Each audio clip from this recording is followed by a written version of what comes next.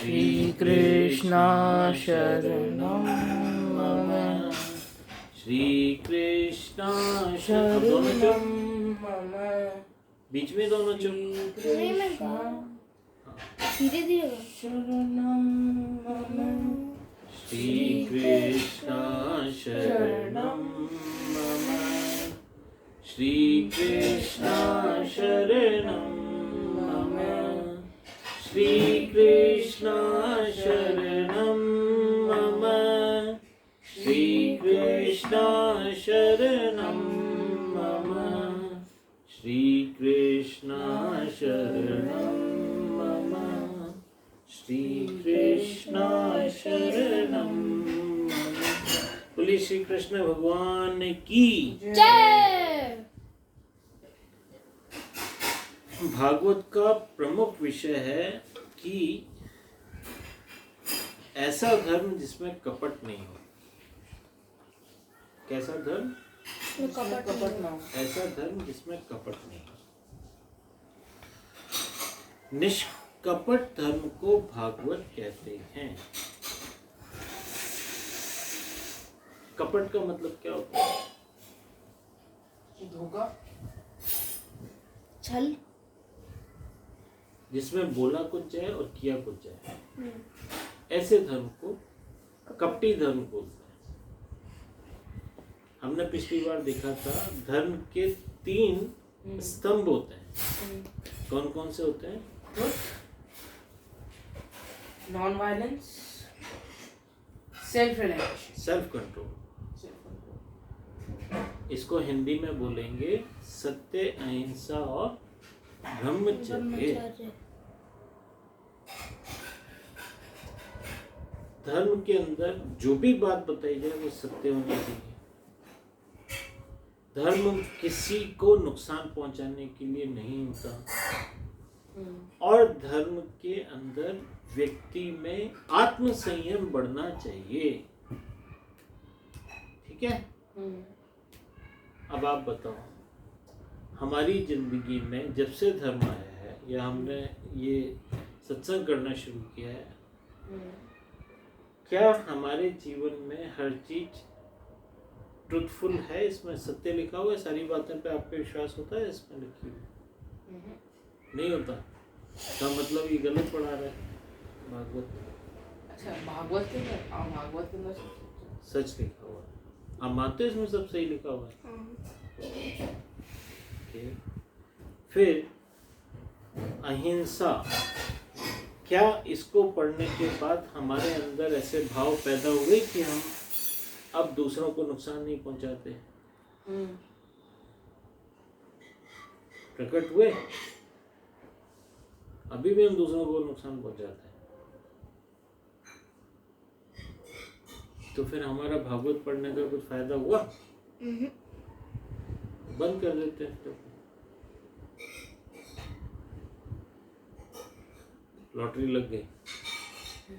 मतलब बंद कर देना चाहिए, चालू रखना चाहिए? चालू ही रखना चाहिए ऑफ कोर्स। तो चालू रखने से क्या होगा कि कुछ होगा इससे?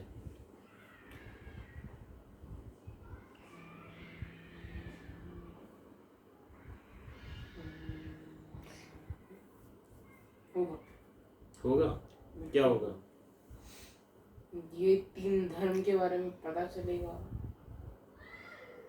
और मुक्ति मिलेगी और सत्य क्या होता है वो पता चलेगा और सेल्फ रियलाइजेशन हो सकता है और बहुत सारी चीजें हो सकता है, बट लेना किसको है?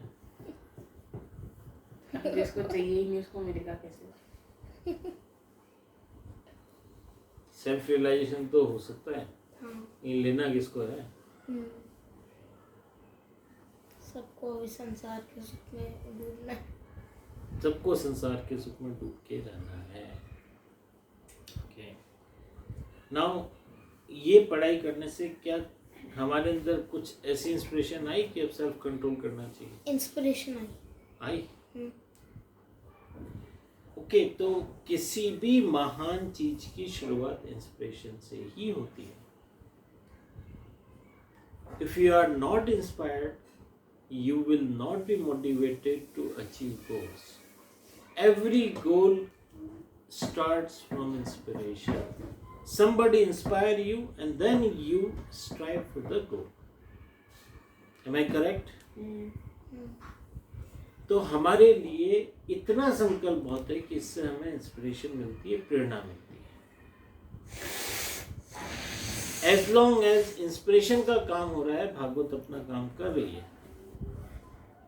ठीक है, हो सकता है हमें आज सेल्फ रियलाइजेशन नहीं चाहिए, लेकिन अगर हमारे पास सेल्फ रियलाइजेशन के बारे में सही सही जानकारी होगी तो किसी समय जीवन में ऐसा समय आएगा जब हमें चूज करना होगा कि हमें संसार का सुख चाहिए या आत्म ज्ञान चाहिए। उस समय हमें आत्मज्ञान का पलड़ा भारी लगेगा क्योंकि उसकी सही सही जानकारी हमारे पास होगी थैंक्स टू भागवतम। वरना क्या होगा कि हमारे पास एक हीरा है और एक पत्थर है, हम पत्थर के लिए हीरे को फेंक देंगे क्योंकि हीरे की सही सही कीमत हमें नहीं मालूम है। तो पत्थर की कौन सी पता? पत्थर की भी तो नहीं पता दोनों की नहीं है, लेकिन गलती से आपने अगर दोनों में से एक चूज करना है क्योंकि दोनों की कीमत नहीं मालूम और आपको हो सकता है पत्थर ज़्यादा कलरफुल लगे, ज़्यादा कीमती लगे और आप हीरे को फेंक दो क्योंकि हीरे के बारे में आपको बिल्कुल ही नहीं पता। तो जीवन के अंदर ये जानकारी ले लेना कि आत्मज्ञान के महत्व क्या है, आत्मज्ञान किसे कहते हैं, आत्मज्ञान होने से हमारे जीवन में क्या बेनिफिट मिलता है, ये सब जानकारी सही सही हमारे पास स्टोरेज में रहेगी तो जीवन में हम कभी कदाचित सही राह भी चुन सकते हैं। करेक्ट? तो इसलिए सत्य, अहिंसा और ब्रह्मचर्य से ये किसी भी धर्म के स्तंभ हैं और भागवत कपट रहित है क्योंकि इसमें ये तीनों चीजों का समावेश है। किस किस चीज का समावेश है? सत्य, ब्रह्म, अहिंसा और ब्रह्म ज्ञान और ब्रह्मचर्य। ठीक है। सत्य किसे कहते हैं? जो तीन काल में एक ही रहता है, एक जैसा रहता है। अहिंसा किसे कहते हैं? जो मन, कर्म और वचन से किसी को नुकसान नहीं पहुंचाए। ब्रह्मचर्य किसे कहते हैं? जिसमें हम अपने इंद्रियों को संयमित करते हैं, कंट्रोल में करते हैं। अच्छा, कंट्रोल का मतलब क्या होता है? मतलब किसी भी चीज की लिमिट को एक्सीड नहीं करते। किसी भी चीज को डिजायर्ड या जो विधि विधान है, जो कानून है, उसके दायरे में रखना, इसको संयम बोलते हैं। कंट्रोल का मतलब ये कभी नहीं होता स्टॉप कर दो।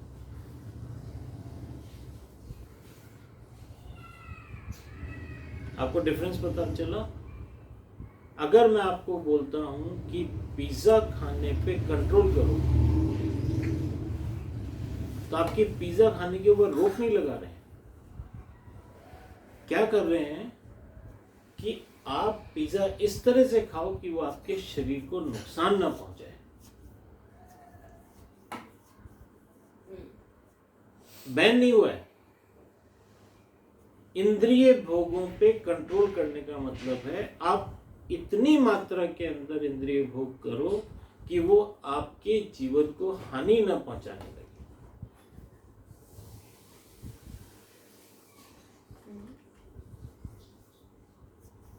आई want to have a cup of tea. आप 50 कप चाय नहीं पियोगे, फिर वो नुकसान करने लगे। 2-3 कप चाय अगर दिन भर में हो गई तो इट्स ओके।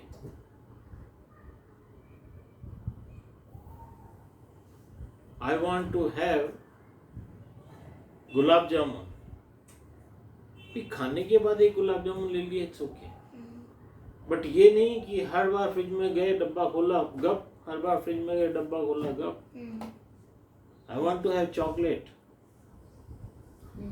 भैया 15 दिन में एक बार चॉकलेट खा लो, इट्स ओके, बच्चे हो खा सकते हो, लेकिन इसका मतलब ये नहीं कि फ्रिज का दरवाजा खोला गप, फ्रिज का दरवाजा खोला गप, then you are losing self control.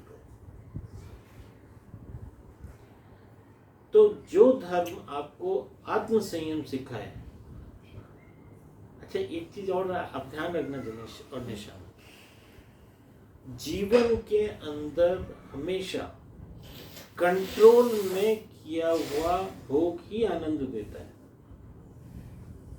जैसे ही हम कंट्रोल लूज करते हैं, फिर वो भोग हमें आनंद बल्कि वो हमें दुख देने लगता है।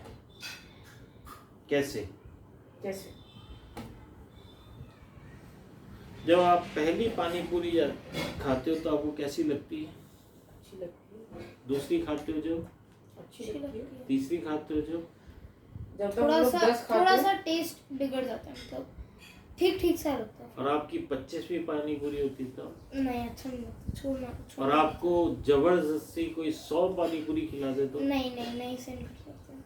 और उसके बाद भी आपको पानी पूरी तब तक खिलाएं जब तक आपकी उल्टी नहीं आ जाए, नाक से पानी पूरी नहीं आने लग जाए, मुंह से पानी पूरी चाव आने लग जाए, फिर क्या होगा? शरीर थोड़ा बोल दे भैया। फिर भी ये पेनफुल थिंग ना। अगर पानी पूरी के अंदर आनंद होता तो वो 150वीं पानी पूरी भी आनंद ही देती, लेकिन क्योंकि आनंद पानी पूरी में नहीं है, इसलिए पहले की कुछ पानी पूरी जिसके कारण हम परेशान हो रहे थे, हमारे दिमाग में उसकी कमी खटक रही थी, वो पूरी हो जाने के बाद वो वस्तु के अंदर आनंद देने की क्षमता न पहले थी न बाद में थी, लेकिन हमारे सेटिस्फेक्शन हो जाने के बाद हम उस वस्तु से आनंद लेना बंद कर देते हैं, बल्कि उसकी बहुतायत हो जाए तो हम उसको दुखदाई भी मान लेते हैं। पिज्जा ही खाते जाओ खाते जाओ खाते जाओ खाते जाओ, तो क्या पिज्जा आनंद देगा?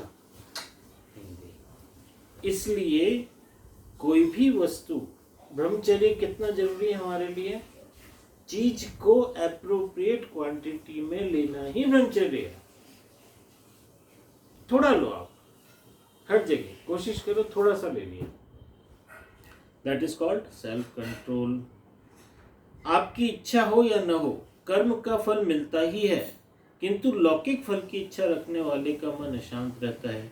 अपेक्षा में अशांति का जन्म होता है। कुछ अपेक्षा है, कुछ चाहिए, और जब यह कुछ नहीं मिल पाता तब अशांति आती है।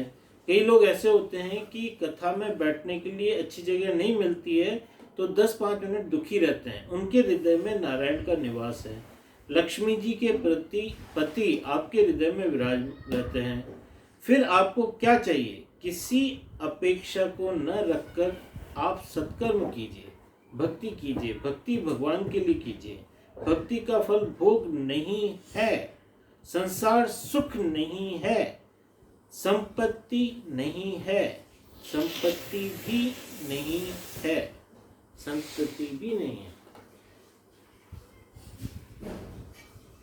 आनंद किस में मिलता है? भगवान में मिलता है, भक्ति में मिलता है, भगवान के ज्ञान में मिलता है। क्यों? क्योंकि इन सब के अंदर भगवान का वास है, और भक्ति का फल जो है, भक्ति करने से आपको सुख नहीं मिलेगा, सांसारिक सुख नहीं मिलेगा।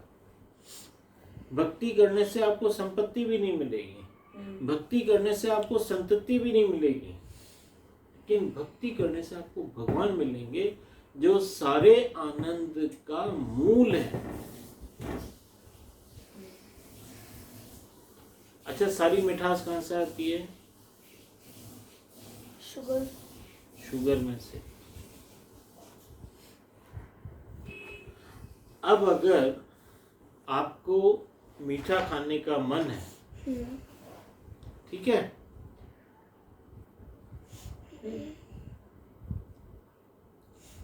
तो प्योरेस्ट मीठा आपको गुड़ में या शुगर में ही मिलेगा। दूसरी चीजों में आपको क्या मिलेगा? कड़वापन। जैसे आपने शुगर की बनी आइसक्रीम खाई, आपका मन तो मीठा खाने का है, लेकिन आइसक्रीम खाई, चॉकलेट खाई, लॉलीपॉप खाई, तो उसमें शुगर के साथ आपके दांत खराब करने की कैपेबिलिटी भी है, वो बोनस में आपको मिल रही है। अगर शुगर ही खानी है, शक्कर फाँक लो।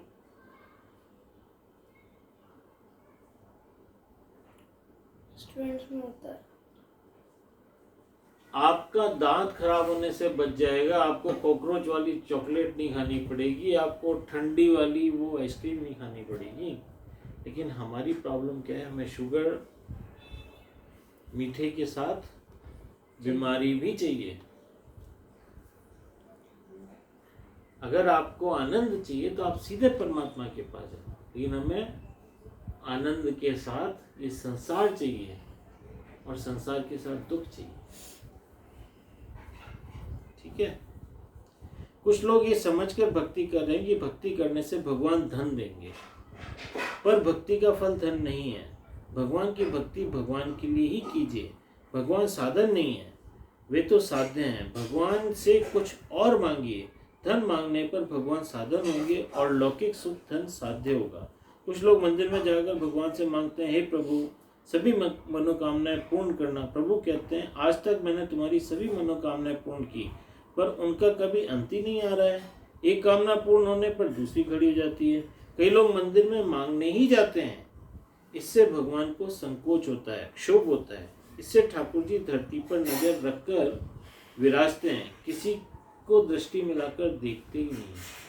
आपने देखा, लोग जब मंदिर जाते हैं ना, तो अपनी शॉपिंग लिस्ट लेके जाते हैं पूरी। भगवान ये करवा देना, भगवान ये करवा देना, भगवान ये करवा, जैसे भगवान उनके मैनेजर हैं और वो उनको ऑर्डर दे रहे हैं। भगवान की भक्ति संसारिक सुख के लिए नहीं होती। भगवान की भक्ति करने से भगवान आपको धन देंगे, आपको परिवार देंगे, आपको संतान देंगे, आपको सुख देंगे।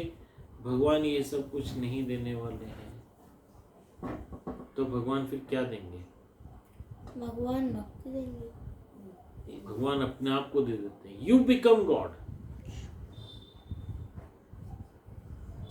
भगवान की भक्ति से आप भगवान बन जाते हो।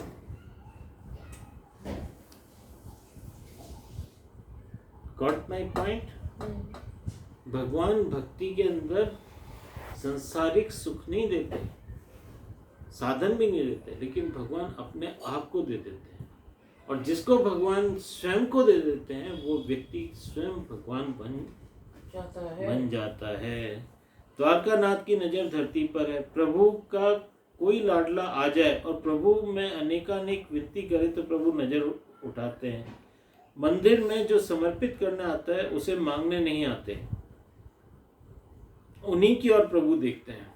अब भगवान ने भी क्या है, एक परंपरा बना रखी है, जो मेरी भक्ति लेकर के आएगा मैं उसी की तरफ देखूंगा, वरना मैं आसमान की तरफ देखता रहूंगा। तो मूर्ति अगर आपको देखे तो आप में अंदर भक्ति है, और मूर्ति आपको नहीं देखे तो ये समझ लेना भगवान आपसे रुष्ट हैं। तो ऐसे तो वापस किसी के अंदर भक्ति नहीं है। नहीं, भक्त लोगों के साथ कौन सी मूर्ति हमको दिखती है? भक्त लोगों के साथ तो भगवान बात करते हैं। ज्ञानदेव जी महाराज थे, रामकृष्ण परमहंस थे, रमन महर्षि थे। इन लोगों के साथ लोग बोलते हैं कि इनके साथ मूर्तियां बात करती थी। नहीं, बट ऐसे तो कोई मूर्ति आपको नहीं दिखती ना। बेटा नहीं दिखती, क्योंकि हमारे अंदर भक्ति है नहीं। किसको दिखती है मूर्ति? यही तो नाम गिना रहा हूँ आपको। रामकृष्ण परमहंस जो थे, वो बहुत पुराने नहीं है, अभी कोई 40-45 साल पहले रमन महर्षि थे। रमन महर्षि से गाय संस्कृत में बात करने लगी और लोगों ने इस बात को क्या बोलते हैं, उसको रिकॉर्ड किया।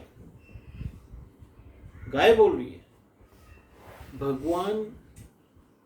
अच्छा, मैंने आपको उस दिन बताया था ना, ऐसा क्यों होता है कि मूर्ति बोलने लगती है? कहीं ऐसा तो नहीं है कि लोग बेवकूफ बना रहे हैं? हो भी सकता है, नहीं भी हो सकता। आप और हम बंधन में बंधे हुए हैं, भगवान तो नहीं बंधे हुए हैं। अच्छा एक बात बताना जनीश, इन्फिनिट पॉसिबल है क्या? इन्फिनिट पॉसिबल है क्या? नहीं। कोई चीज इन्फिनिट हो जाए ऐसा पॉसिबल है क्या? नहीं। बट ये वर्ड इन्फिनिट है।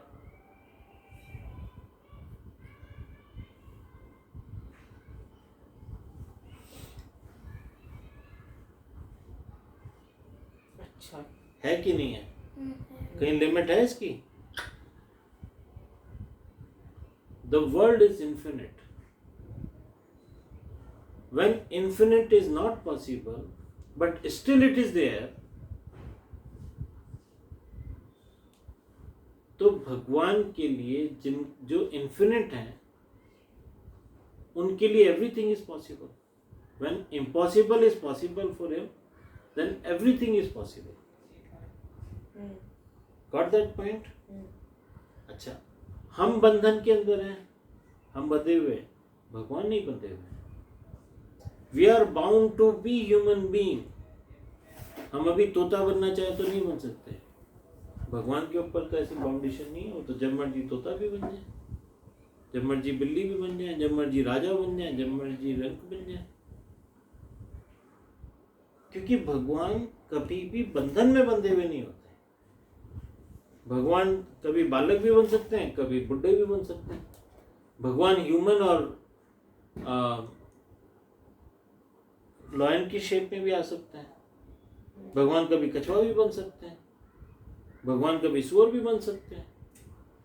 क्योंकि भगवान के ऊपर किसी भी तरह का कोई भी बंधन है नहीं, वो अपने मर्जी के मालिक है। तो भगवान मूर्ति में बोल भी सकते हैं। ये तो भक्ति की बात है, किसके अंदर भक्ति है जो भगवान। अच्छा एक बार क्या हुआ, एक भक्त थे, भगवान के बड़े भक्त थे, तो वो बड़ी तल्लीन होकर के भगवान के भजन करते थे।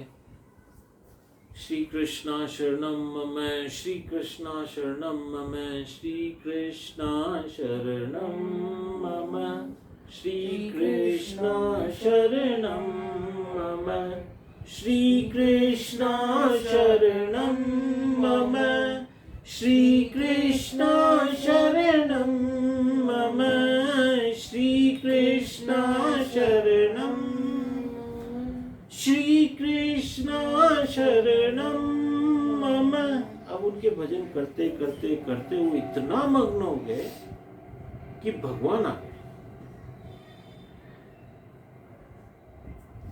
तो बड़े प्रसन्न हुए, भगवान को प्रणाम किया। भगवान ठाकुर जी भली करिए, आप पधारे महाराज, बहुत बहुत धन्यवाद महाराज, मेरे को आपने दर्शन दिए। और वो जब बातें करने लगे तो लोग जो आसपास थे वो बोलने लगे ये पागल हो गया, ये किससे बात कर रहा है। भगवान को देख रहे हैं, उनसे बात कर रहे हैं, और जो आसपास के लोग थे वो पागल। तो उन्होंने भगवान से बोला, भगवान ये लोगों को आप दिख नहीं रहे हो। भगवान ने कहा मैं इनको दिख नहीं सकता। बोले क्यों नहीं दिख सकते? क्योंकि इन्होंने जितने भाव से तुमने गाया भजन, उतने भाव से इन लोगों ने नहीं गाया। और मैं भाव का भूखा हूं, जब तक भाव पैदा नहीं होंगे मैं आता नहीं हूं। तो भगवान मेरी प्रार्थना है जिसने भाव से गाया, आप इनको भी देखो। भगवान बोले मैं कल फिर आऊंगा, इन सबको बोलना भाव के साथ भजन गाए। दूसरे दिन फिर सभा हुई, सारे गांव वाले आए, भजन कीर्तन शुरू हुआ। श्री कृष्णा शरणम मम, श्री कृष्णा शरणम मम, श्री कृष्णा शरणम मम, श्री कृष्णा शरणम मम, श्री कृष्णा शरणम मम, श्री कृष्णा शरणम मम, श्री कृष्णा शरणम मम, श्री कृष्णा शरणम मम। भगवान आके बैठ गए। अब भगवान आके बैठ गए तो उसने आसपास देखा, गांव वाले सब सो गए। अभी किसी के अंदर भाव पैदा नहीं हुआ, उनको गाते गाते इतना टाइम हो गया कि लोगों को नींद ही आ गई। क्यों? क्योंकि भगवान के दर्शन करने के लिए भगवान के प्रति स्नेह भी होना चाहिए, भाव भी होना चाहिए और पेशेंस भी होना चाहिए। तो भगवान प्रकट हो सकते हैं क्योंकि भगवान सर्वव्यापी है और वो किसी भी बंधन में बंधे हुए नहीं है, वो कहीं पे भी प्रकट हो सकते हैं। और ऐसे लोग भी हैं जिन्होंने कलयुग में आज भी भगवान के दर्शन किए हैं। अरे कलयुग में तो बहुत लोग हैं जिन्होंने नहीं किया, पूरा कलयुग ही है। लेकिन ऐसे लोग हैं जिन्होंने भगवान के दर्शन किए हैं। तो भगवान की भक्ति से आपको संसारिक सुख नहीं मिलेगा, लेकिन भगवान मिलेंगे। अब यहाँ पर मंदिर में जो समर्पित करने आते हैं और मांगने नहीं आते, उन्हीं को प्रभु देखते हैं। ऐसे जन प्रभु से कहते हैं, प्रभु मैं कुछ मांगने नहीं आया हूँ, आपकी कृपा से मैं ऑलरेडी सुखी हूँ। मैंने निश्चय किया है कि मैं अपना मन आपको समर्पित करूँगा। आज से ये दृष्टि में किसी की और नहीं डालूंगा। आप जिन्हें दृष्टि देंगे उन्हें मन भी देना ही पड़ेगा। जिन्हें आप दृष्टि में रखते हैं वे मन में भी आते हैं। ऐसा सोचिए कि किसी भी मनुष्य की दृष्टि में नहीं रखूंगा, मैं भगवान को ही अपनी दृष्टि समर्पित कर रहा हूँ। जगत में देखने लायक एक परमात्मा श्री कृष्ण ही है। संत जगत को देखते हैं और उपेक्षा से देखते हैं। संत की आंखें और मन श्री कृष्ण को ही समर्पित रहता है। एक मजेदार की स्टोरी है, ठीक है? उसके बाद अपन इसको खत्म करते हैं। जनेश, एक मजेदार स्टोरी सुना रहा हूं मैं। आपने संत सूरदास जी का नाम सुना है?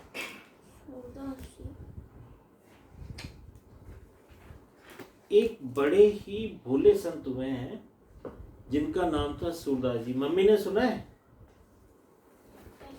सूरदास जी का नाम सुना है तुमने? एक बड़े भोले संत थे, उनका नाम क्या था? सूरदास जी। सूरदास जी। तो जो सूरदास जी थे ना, उनकी आंखें नहीं थी, अंधे थे। कैसे थे वो? अंधे थे, देख नहीं पाते। जनेश बेटा, एक स्टोरी सुना रहा हूँ। एक सूरदास जी थे, एक संत थे सूरदास जी। तो वो अंधे थे, वो देख नहीं पाते थे, लेकिन भगवान के परम भक्त थे। और उनके लिखे हुए इतने भजन चलते हैं हमारे भजन मंडली के अंदर कि सूरदास जी ने अनेकों भजन भगवान के ऊपर लिख डाले। अंधे थे फिर भी लिख डाले। अच्छा। सूरदास नाम था, सूरदास, लेकिन आंखों से दिखता नहीं था।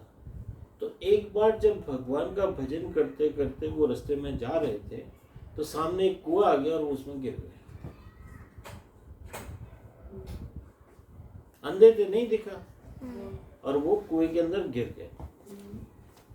जब वो अंदर गिर गए तो सबने कहा भाई ये तो सूरदास जी, अच्छा किसी को पता ही नहीं। और सूरदास जी अंदर भगवान को आवाज लगाए, भगवान का भजन गाने लगे। अंधा कुआं था वो, मतलब अंधे कुएं का मतलब उसमें पानी नहीं था। नीचे गिरे, लग भी गई, और वो वहां पे 7-8 दिन तक वो भगवान के भजन गाते रहे। अब आवाज इतनी तेज नहीं थी कि किसी को सुनाई देती, उधर से लोग निकले भी होंगे, किसी को पता नहीं लगा कि इस कुएं में कोई गिरा हुआ है। 7-8 दिन तक भूखे प्यासे वो भगवान के भजन गाते रहे। भगवान बीच में, भगवान ने कहा देखो इस आदमी की आंखें नहीं है, इसके जो भी कर्म थे वो सारे इसने काट लिए, पाप काट लिए, लेकिन मेरे को इतना प्रेम करता है। तो भगवान प्रकट हुए, उन्होंने सूरदास जी को कुएं के बाहर निकाला। भगवान का जैसे ही स्पर्श मिला तो उनके सारे दुख चले गए, उनकी आंखें भी ठीक हो गई, वो देखने लगे। अब भगवान ने कहा भाई मेरी दर्शन तो ऐसे बेकार नहीं जाते, मांगो क्या मांगना है, कोई वरदान मांगो।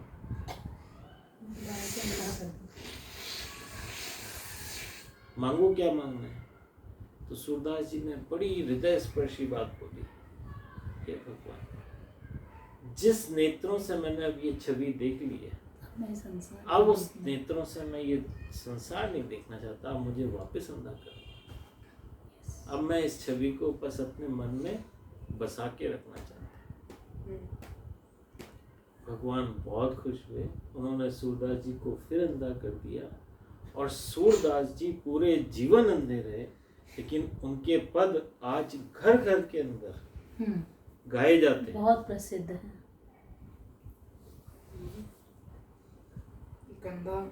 उनका एक पद है, सूरदास, उनका एक पद है जो बहुत सुंदर है। उसके अंदर उन्होंने कहा है,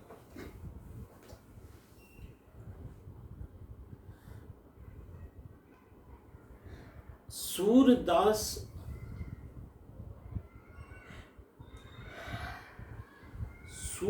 सागर कम है। मेरे को याद आ रहा है, सूरदास कर दो दे दो कुछ अनमोल, प्रभु मेरे अंतर के पट खोल, चाहे मेरी आंखें ले ले ज्ञान की आंखें खोल। आप चाहे मेरी आंखें ले लो, लेकिन मेरे को ज्ञान की आंखें खोल के दो। बोलिए श्री कृष्ण भगवान की जय। आज श्री